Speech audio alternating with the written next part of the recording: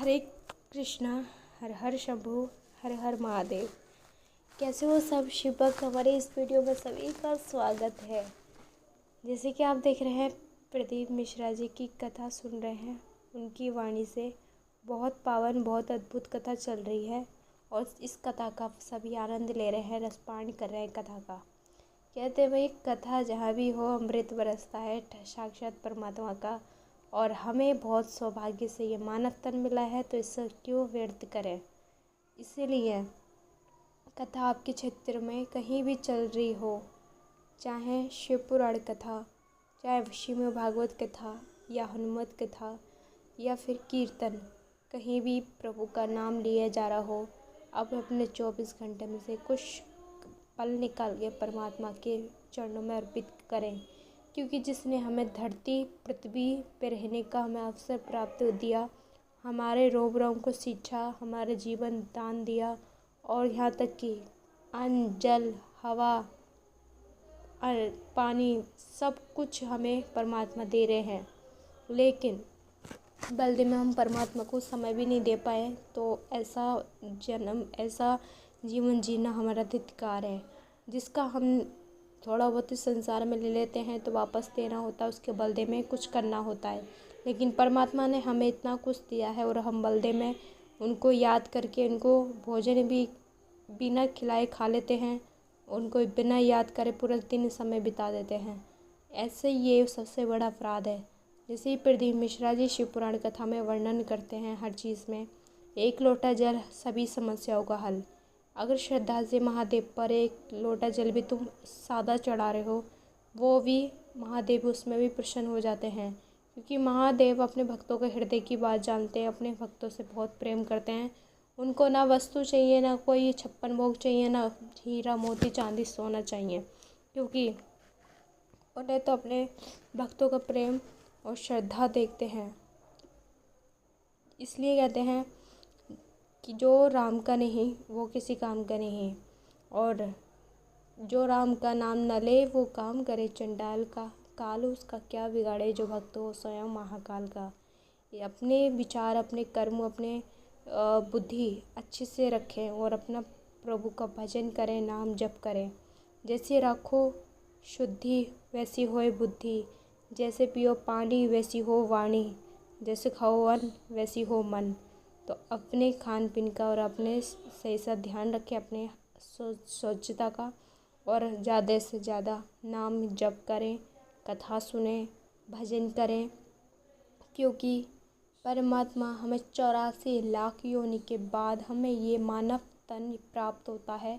इस मानव तन को व्यर्थ किया, सारा जीवन व्यर्थ किया। और जब तक धन को धर्म से न जोड़ दो, वो तुम्हारा किसी काम का नहीं है। अगर धर्म से जोड़ा हुआ है तो समझ लेना तुम्हारा हर किया हुआ कर्म तुम्हारा अच्छा होगा। इसीलिए कहते हैं संतों का सम्मान करें और अपने सभी भक्तों का जो भी अपने ध्यान से अपने ध्यान रखें।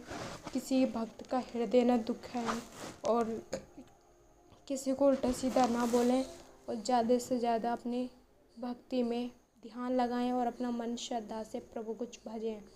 कहते हैं ना, हमारे महादेव तो इतने बोले हैं कि अगर आधी रात को भी उनको मंदिर में जाकर घंटा बजा दो, फिर भी अपने भक्त को वो देखते हैं। हमारे महादेव के लिए इतने प्यारे प्यारे कमेंट करें।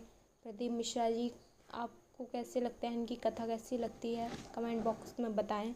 और इनको बहुत अच्छे लग रहे हैं। गुरुदेव पीले वाइट वस्त्र पहने हैं, लाल पटका पहन रखा है, मस्तक पर चंदन, गले में तुलसी की कंठ धारण, और बहुत सुंदर उनका सिंहासन मंच सजाया है। और हमारे नटखट प्यारे से लड्डू गोपाल उनके आगे विराज रहे हैं। सभी इस कथा में आनंद ले रहे हैं, सभी झूम रहे हैं, और काफ़ी अच्छे से कथा करते हैं प्रदीप मिश्रा जी, जो काफ़ी भक्त आए हैं अपनी श्रद्धा से कथा सुनने के लिए, और अपने हृदय में बहुत ज़्यादा प्रेम निकाय महादेव जी के लिए। अगर आप भी प्रदीप मिश्रा जी की कथा सुनते हैं तो कमेंट करके बताएं, और अगर नहीं सुनते हो, सुनना चाहते हो, तो आप आस्था से जुड़ सकते हो, जो कि अपने टाइमिंग से कथा आती है शाम को और सुबह को। तो आप जाकर इसमें देख सकते हैं टाइम क्या टाइम कथा चलती है इनकी। तो अपनी श्रद्धा से आप कथा सुन सकते हो। और जानकारी पानी है तो हमारे चैनल से जुड़े रहें, हमारे चैनल से बने रहें, ताकि अपने चैनल के माध्यम से आप जानकारी देते हैं हम। और जितना ज़्यादा हो सके हम आपको उनके बारे में जो भी पता है हम सब आप तक पहुंचा सकें। और कथा आस्था से जोड़कर आप अनिरुद्धाचार्य जी की कथा सुनना चाहते हैं तो उनकी कथाएं भी आती हैं। देवकी नंदन जी से की कथा सुनना चाहते हैं तो उनकी कथा भी आती है। प्रदीप मिश्रा जी की भी कथा आती है, बागेश्वर धाम सरकार की भी। आपको जिसको भी कथा सुननी अपने या इनकी आईडी यूट्यूब पे भी सुन सकते हो। काफ़ी करोड़ों भक्त सुनते हैं इनको, सोशल मीडिया से भी बहुत ज़्यादा लाभ देखते हैं इनको, बहुत सुनते हैं। जो हर कोई कथा पंडाल में नहीं जा पाता तो अपने घर बैठे कथा का आनंद लेते हैं। और प्रदीप मिश्रा जी कुछ ऐसे ऐसे उपाय बता देते हैं जो आपको जैसे पता है संसार में हर कोई दुखी है, तो अपने कथा में ऐसे ऐसे उपाय बताते हैं जो अपने अपने रोगों से मुक्त हो जाते हैं। भक्त महादेव की कृपा के पात्र बन जाते हैं। और इतना ही नहीं, बेलपत्र महादेव जी को क्या चढ़ाना चाहिए, कुछ अपराध हो जाते हैं हमसे पूजा पाठ करने में, तो क्या प्रिय है, क्या चढ़ाना चाहिए, किस चीज़ से प्रसन्न होते हैं, किस चीज़ से रूठ जाते हैं, हर चीज़ के बारे में वर्णन करते हैं प्रदीप मिश्रा जी कथा में।